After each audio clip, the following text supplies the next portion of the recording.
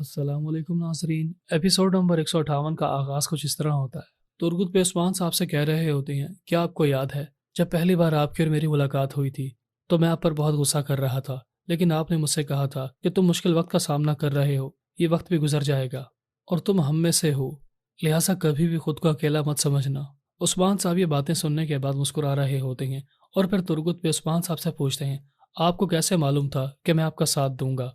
उस्मान साहब तुर्गुत बे की तरफ देखते हुए कहते हैं, मैंने हमेशा इसे तुम्हारी आंखों में तुर्गु के बेहतरीन मुस्तकबिल के लिए एक चमक देखी थी। तभी मुझे यकीन हो गया था कि तुम मेरा साथ दोगे। तुर्गुत बे ये सुनकर उस्मान साहब की तारीफ करते हुए कहते हैं, मैं जब से आपके साथ मिलकर काम कर रहा हूँ तो मेरा दिल सुकून में आ गया है। दूसरी तरफ जैसे ही वजीर आलम शाह उस्मान साहब के ठिकाने पर हमला करने के लिए आगे बढ़ता है तो इसी दौरान वजीर आलम शाह और उसके सिपाही उस्मान साहब के बिछाए गए जाल में फंस जाते हैं और पहले ही से लगाए गए तीर चारों तरफ से चलना शुरू हो जाते हैं। और फिर जैसे ही एक तीर वजीर आलम शाह के करीब आता है तो कौनूर अल्प अपनी ढाल आगे करके वजीर आलम शाह की जान बचाने का नाटक करते हैं ताकि वजीर को कौनूर अल्प पर पहले से भी ज़्यादा भरोसा हो जाए और वो अपने दिल की तमाम बातें कौनूर अल्प को बता सके। और फिर इस तरह कौनूर अल्प वजीर आलम शाह के मंसूबे को जानकर उसकी तमाम खबरें उस्मान साहब तक पहुंचा सके। जी हाँ नाजरीन, ये उस्मान साहब और कौनूर अल्प का बाहमी मंसूबा होता है, क्योंकि कौनूर अल्प पहले ही उस्मान साहब को बता चुके होते हैं कि वजीर आलम शाह तक पहले ही ये खबर जासूसों के जरिए पहुंच चुकी थी कि आप तुर्क कबीले के सरदारों से खुफिया मुलाकात करने के लिए गार में जाओगे। लिहाजा इसी वजह से उस्मान साहब उस गार में जाने की बजाय काई कबीले में सरदारों से मुलाकात करने के लिए पहुंच जाते हैं ताकि वजीर आलम शाह अपने सिपाहियों के साथ उस गार की तरफ पहुंच जाए जहां पर उस्मान साहब और कौनूर अल्प ने मिलकर वजीर आलम शाह को भगाने के लिए घात लगाई होती है, ताकि उस्मान साहब तुर्क कबीले के सरदारों से खुफिया मुलाकात भी कर लें और वजीर आलम शाह उस्मान को ढूंढते हुए गार में पहुंचे तो घात की वजह से वजीर आलम शाह का सारा वक्त ज़ाया हो जाए। यानी कि कौनूर अल्प उस्मान साहब के कहने पर ही वजीर आलम शाह की जान बचाते हैं ताकि उसका एतमाद हासिल कर सकें और जान सकें कि वजीर आलम शाह तक उस्मान साहब की तमाम खबरें कौन पहुंचाता है। और फिर जैसे ही वजीर आलम शाह उस्मान साहब के जाल में फंस जाता है तो वो अपने सिपाहियों से कहता है, फिलहाल तो हमें वापस अगोद की तरफ पलटना होगा, न जाने उस्मान ने रास्ते में कौन कौन से घात लगाए हैं। एक तरफ वजीर आलम शाह वापस अगोद की तरफ पलट जाता है तो दूसरी तरफ सलजान खातून आयकल खातून को दुल्हन बना रही होती हैं। तो आयकल खातून जो कि तमाम पुरानी बातों को याद करने के बाद सलजान खातून का शुक्रिया अदा कर रही होती हैं कि अगर आप ना होती तो शायद मैं खुदकुशी कर लेती या फिर अपने बच्चे के साथ एक बेनाम जिंदगी गुजार रही होती, लेकिन आपने मेरे गुस्से को सही सिमत में इस्तेमाल करने की तरफ तवज्जो दिलवाई। अब मैं काई कबीले की एक मुजाहिद हूँ। बिलाखिर जैसे ही शेख अदा वाली काई कबीले में पहुंच जाते हैं तो आयगल खातून और जेर कुताई का निकाह पढ़ाया जा रहा होता है। और फिर जैसे ही निकाह की तमाम शराइत मुकम्मल कर दी जाती हैं तो तमाम लोग हाथ उठाकर उन दोनों के लिए दुआएं कर रहे होते हैं। और फिर शेख अदा वाली के जाते ही बौरान और बाकी सिपाही जेर कुताई और आयगल खातून की तरफ देखकर उनका मजाक उड़ा रहे होते हैं कि ये दोनों पागल किस तरह ज़िंदगी गुजारेंगे। और फिर तमाम सिपाही अपनी तलवारें अपनी ढालों पर बजाते हुए रवायती नगमे गाना शुरू हो जाते हैं। गर्ज के जेर कुताई और आयगल खातून बहुत ही ज़्यादा खुश होते हैं और जेर कुताई को यकीन नहीं आ रहा होता कि आखिरकार उसकी शादी आयगल खातून से हो ही गई। और फिर जैसे ही शादी की तकरीब मुकम्मल हो जाती है तो बौरान उस्मान साहब के कहने पर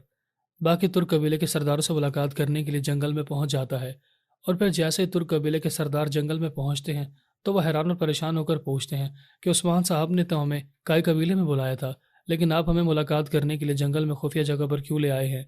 बुरानी सुनकर कहता है, माफ़ कीजिएगा, लेकिन ये हमारे मंसूबे का हिस्सा था ताकि हमारे दुश्मनों को हमारी जगह के बारे में मालूम ना हो सके। जैसे ही उस्मान साहब यहाँ पर पहुँच जाएंगे तो बाकी की बात आपको बता देंगे। और फिर बुरान तुर्क कबीले के सरदारों से कहता है, उस्मान साहब के हुक्म के मुताबिक मैं आपकी आंखों पर पट्टी बांधूंगा और आपको उस खुफिया जगह पर लेकर जाऊंगा जहां पर आप लोग उस्मान साहब से मुलाकात करेंगे और उसी जगह पर जिरके का आगाज़ किया जाएगा। तमाम सरदार हैरानगी से एक दूसरे की तरफ देखते हैं कि उस्मान हमसे मुलाकात करना चाहता है, वो हम पर भरोसा करता है, लेकिन इसके साथ साथ वो हमारी आंखों पर पट्टी बांध कर हमें उस खुफिया जगह के बारे में बताना भी नहीं चाहता। आखिरकार ये सब कुछ क्या हो रहा है? और फिर बौरान और बाकी सिपाही तुर्क कबीले के सरदारों की आंखों पर पट्टी बांध कर उन्हें उस्मान साहब से मुलाकात करवाने के लिए उस खुफिया ठिकाने की तरफ आगे ले जाते हैं। नाजरीन, इसके बाद आप देखेंगे कि जैसे ही गयातू अपने साथियों के साथ जंगल में पहुंचता है तो गंगोर भी अपने साथी के साथ गयातू का पीछा कर रहे होते हैं। और फिर जैसे ही गंगोर भी अपने बाकी साथियों से मुलाकात करते हैं तो वो उनसे कहते हैं, फौरी तौर पर यह खबर वजीर आलम शाह तक पहुंचा दो कि मैंने जंगल में गयातू को देखा है और अब तो मेरे पास गयातू को कत्ल करने का एक अच्छा मौका भी है। और जैसे ही वो जहर अपना असर दिखाना शुरू करेगा तो हम गयातू पर हमला करेंगे। بالآخر ترک قبیلے کے سردار جن کی آنکھوں پر پٹی باندھی گئی ہوتی ہے وہ عثمان صاحب کے سامنے حاضر کر دیے جاتے ہیں اور ان کی پٹیاں کھول دی جاتی ہیں۔ ایک ترک سردار یہ حرکت دیکھنے کے بعد بہت زیادہ غصے میں آ جاتا ہے اور وہ عثمان صاحب سے شکوہ کر رہا ہوتا ہے کہ ہمیں اچھے طریقے سے خوش آمدید نہیں کیا گیا، ہمارا خوش آمدید کرنے کی بجائے ہماری آنکھوں پر پٹیاں باندھ دی گئی اور ہمیں گھسیٹتے ہوئے یہاں پر لے آئے ہیں۔ کیا کائی قبیلے کے سردار اپنے مہمانوں کے ساتھ ایسا سلوک کرتے ہیں؟ اور تو اور آپ نے ہمیں شادی کے بارے میں بتایا، لیکن آپ ہمیں اٹھا کر اس خفیہ جگہ پر لے آئے ہیں، یہ تو کوئی بات نہیں ہوتی۔ اور پھر ایک سردار عثمان صاحب سے کہتا ہے، ویسے بھی شادی کی خفیہ خبر کے بارے میں ہم صرف سردار ہی جانتے تھے۔ عثمان صاحب یہ سن کر کہتے ہیں، میرا بھی یہی خیال تھا، لیکن میں نے احتیاطی طور پر یہ قدم اٹھایا ہے۔ ہمارے درمیان میں کوئی غدار موجود ہے جو کہ تمام خبریں وزیر اعظم شاہ تک پہنچاتا ہے،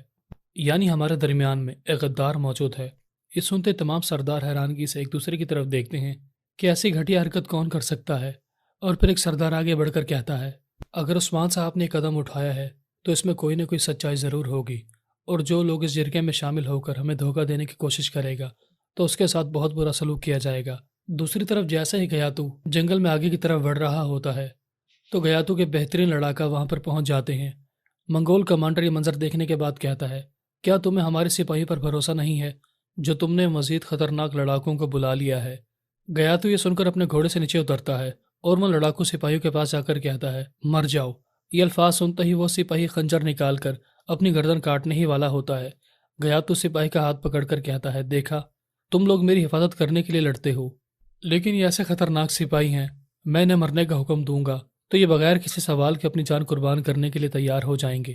مجھے تم جیسے لشکر کی ضرورت نہیں ہے، بلکہ ان جیسے بہادر سپاہیوں کی ضرورت ہے جو بغیر سوال پوچھے اپنی جان قربان کرنے کے لیے تیار ہو جاتے ہیں۔ یعنی ان لڑاکا سپاہیوں کو خریدنا ناممکن ہے کیونکہ یہ میرے وفادار سپاہی ہیں۔ اور پھر گیاتو عثمان کا نام پکارتے ہوئے کہتا ہے، میں موت کا فرشتہ بن کر تمہارے پاس آ رہا ہوں عثمان، تم مرنے کے لیے تیار ہو جاؤ۔ بالآخر دوسری طرف عثمان صاحب اللہ تعالیٰ کے پاک نام سے جرگے کا آغاز کرتے ہیں، اور پھر عثمان صاحب اپنی بات کا آغاز کرتے ہوئے کہتے ہیں، میں چاہتا تھا کہ تم لوگوں کو دعوت پر بلاؤں۔